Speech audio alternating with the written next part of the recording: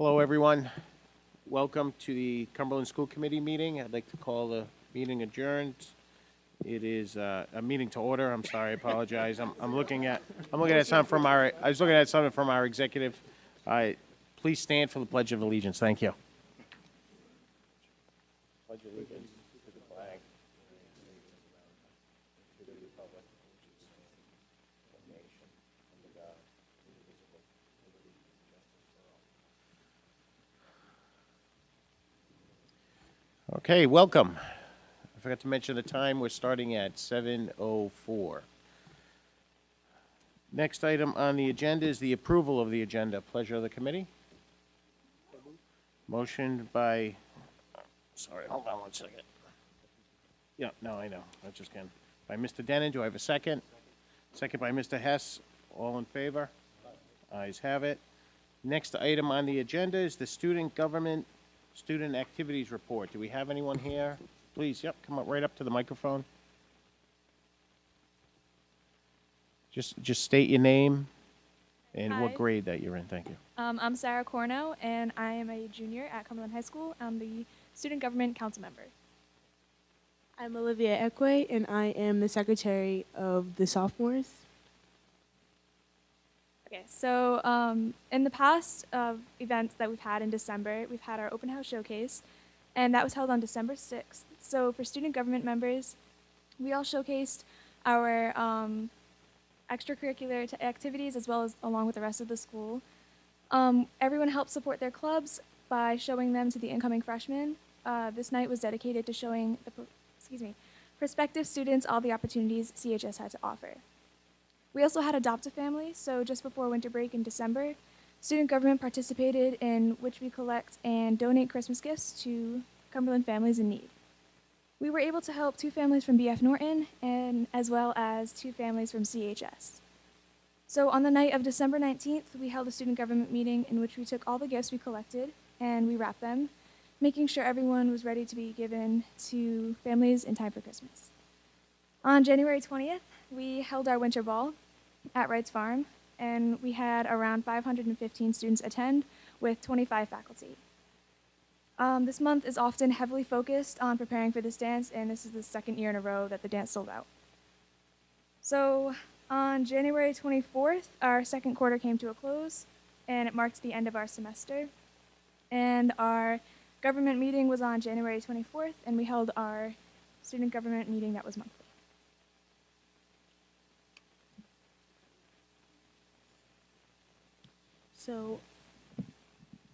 So a few upcoming events are going to be one is Pennies for Patients.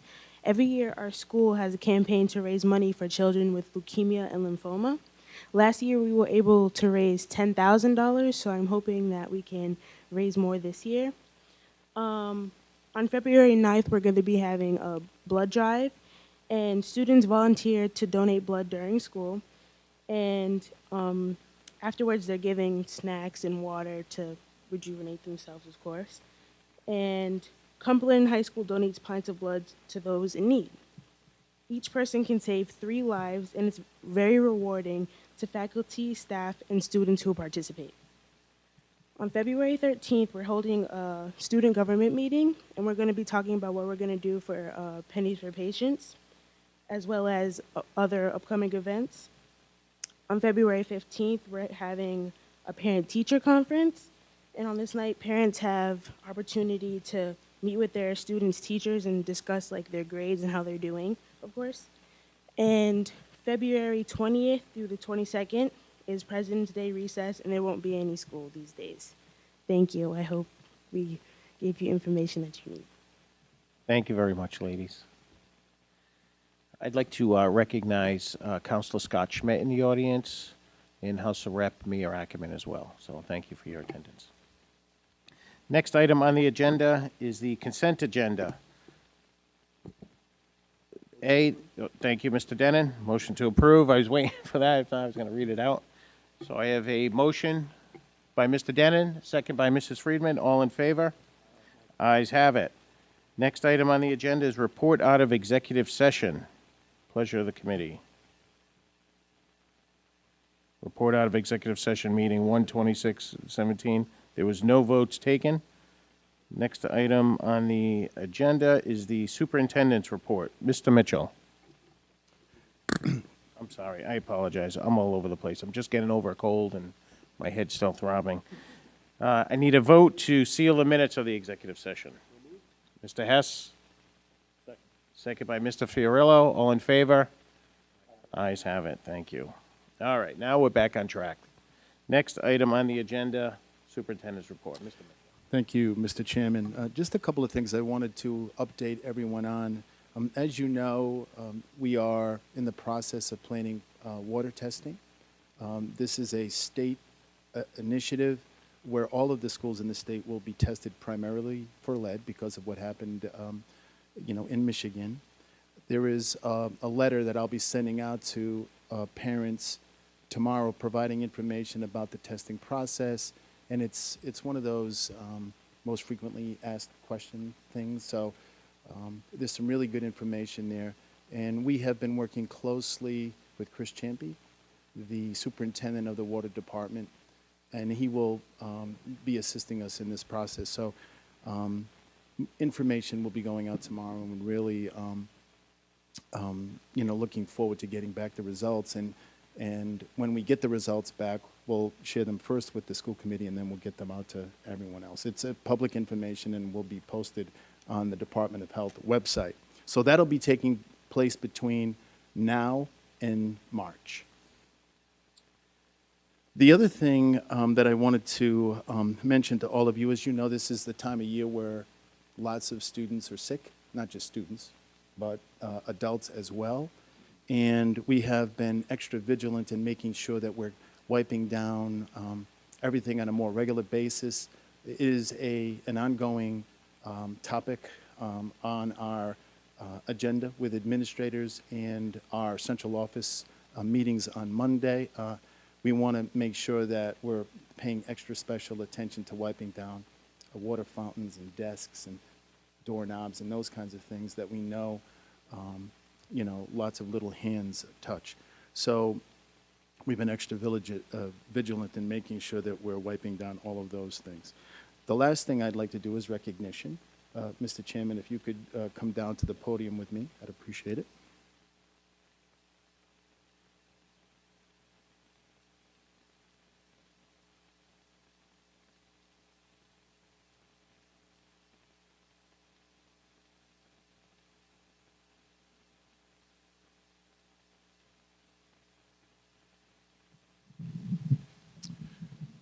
Forgive me, school committee, for having my back to you once again. Could we please have the ladies come on up and join us? Please, come on up. Dina, you too. You too. Okay, so it's my pleasure to recognize several staff members from B.F. Norton Elementary School. And the reason that we wanted to recognize them is for some outstanding work that they've done in getting a Rhode Island Foundation grant. It's actually called a Spark grant. And the thing I think that is really special about this is that these grants are competitive. So what that means is you apply, and it doesn't necessarily mean that you're going to get them. So I admire those individuals who take the time to do something that they might not even get. So putting forth that extra time and effort, I think, is a wonderful thing. And fortunately, we have 4 very talented people who were successful in getting this competitive grant. So let me just introduce the individuals that we have up here this evening. Bethany Silva is a reading specialist at B.F. Norton. Diane Bennett's a reading specialist at the school. Tara Villanova is the art teacher. And of course, Dina Serra is the principal. So let me just share, this information was in the Rhode Island Foundation blog that they sent out. So I think this really summarizes what they've applied for and how they're going to use the money in their school. So Diane and Bethany, the reading specialists, are going to use their grants or have used their grants to buy Chromebooks. Did you get the Chromebooks yet? Okay. So once they get the money, they will purchase Chromebooks. The technology will enable them to tailor writing lessons to the learning styles of their third grade students. We talk about the importance of differentiated instruction all the time. So we're all unique learners, and what they're saying is that this will help them to meet the individual needs of their students. And let me just share a little quote here. I think that came from Bethany.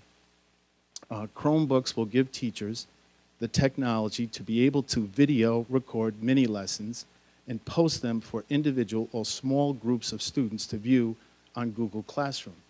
By using a combination of digital instruction and one-on-one FaceTime, students can work independently, which will free teachers up to circulate and support other individuals or small groups of students in the room. So really creative way of using the Chromebooks.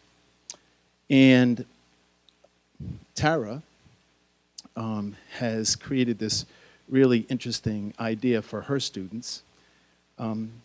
Tara will use her grant to purchase material and have the Biomes Marine Biology Center of North Kingstown visit her students as they begin to create an art mural about protecting our oceans and ocean life. Biomes will set up an ocean tank in school, which will hold different live ocean animals every week, and students will be able to draw and paint ocean animals for their mural from real life. Students will work collaboratively to create a mixed media mural inspired by the mural artist Robert Weiland. The grant will allow Tara to purchase a Wayland documentary as well as kid-friendly ocean conservation books. The students will focus on celebrating the beautiful oceans that make our state so special and how we can protect and preserve the oceans and all the creatures that live in them. And the Biome Center visit and the ocean tank is just one of the most exciting things that students will be able to do.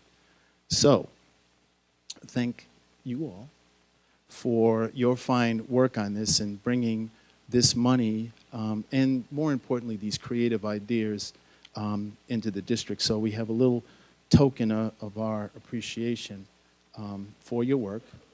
And I also want to, so congratulations, ladies, and thank you for your extra time. Hold on.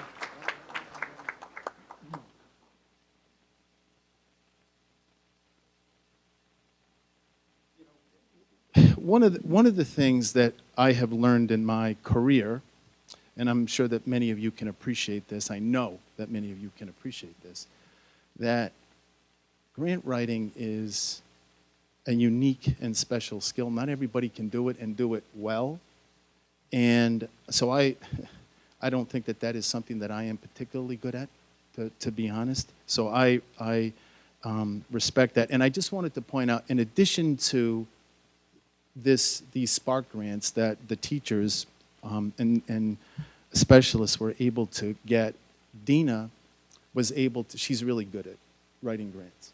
And she was able to get a blended learning grant worth a pretty significant amount of money. Was it $16,000 blended learning grant, which will provide her the opportunity and other leaders to train 25 staff members in the use of blended learning in the classroom.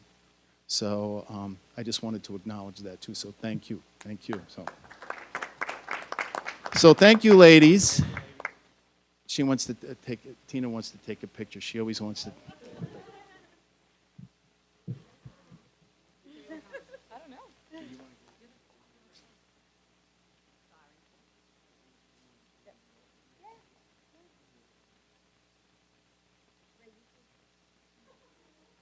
I love how you always move.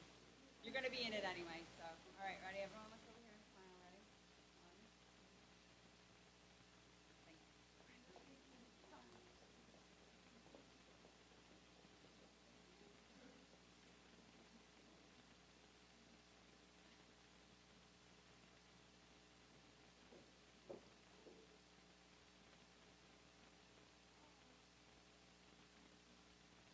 Excellent. Thank you, Mr. Mitchell.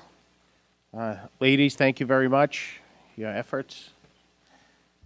Next item on the agenda, let me just see, here we go. Yep, oh, we're getting there, Mr. Fiorello. Thank you very much. It is the chairperson's report. I had asked Mr. Prignano to come and give us an update in regards to charter schools, mayoral academies, everything that falls under that umbrella. Mr. Prignano, could you please work your way to the microphone?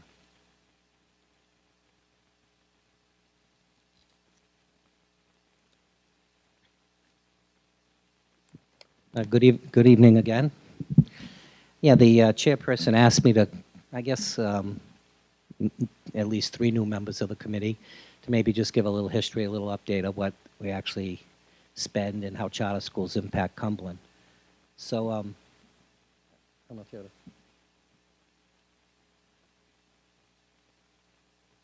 So anyhow, the first sheet that you have in front of you is just some narrative of some facts and figures that tell you a little bit what's happening. It says 2008 with charter schools in Cumberland. So the first bullet, the charter tuitions have grown from 125,000 in fiscal 2008 to an anticipated 3.4 million in the fiscal year we're currently in. Excuse me, I'm getting over the same cold that you were getting over, Mr. Chairman. From 2008 through 2016, charter school students have received 58% of all the new town allocated dollars for schools, and that the town has allocated for schools in Cumberland. So that was 2.9, almost $3 million for charter schools students of the 5.1 million that was allocated during that time period. That 2.9 million has been allocated to approximately 20 students back in 2008 to currently about 435 charter school students today, while 2.2 million in that same time period has been provided to about the 4,500 students at the traditional public school here. The average increase over the last 9 years in town allocation for education has been 683,000, and the charter schools have received about 355,000 of that, compared to 328,000 for the Cumberland School Department. As unfair as it seems, these numbers are dramatically improved in recent years because the town in the last couple of years has funded education, not to the level that probably we need, but there were many years where there was no increase in town appropriation at all. In the last couple of years, like last year, for example, we got $1 million. The charter schools grew maybe 300,000 that year. The year before, we got 800,000. The charter schools once again didn't grow that to that level, and so some money flowed to the school department. The per student amount provided by that 328,000 for a student population of approximately 4,450 students is about $74 per student in Cumberland, compared to the 355,000 for 435 students at the charter school comes to about $816 per student they get, more than 10 times the amount that a Cumberland student receives, charter schools receive in town allocation. And then I just note that it's about 5.3% of our budget, and that $3.3 million. Now that $3.3 million, we were just talking upstairs about, a 5-year plan and a budget gap that, without any increase in the town allocation, would be somewhere in the area of $3 million last year. That's, so the charter schools really, really have a major impact on our finances. The second sheet I give you is just kind of the backup to some of those numbers. You can see across the top, see what the town has allocated over the years for schools, $35,758 back in 2008 and $41,844 in 2017. And what I do is I back the charter tuitions out of there, so I get, the town allocation, that third line, minus charter schools. And you can see the year-to-year increases. So, for example, in 2008 to 2009, the increase was $71,000. The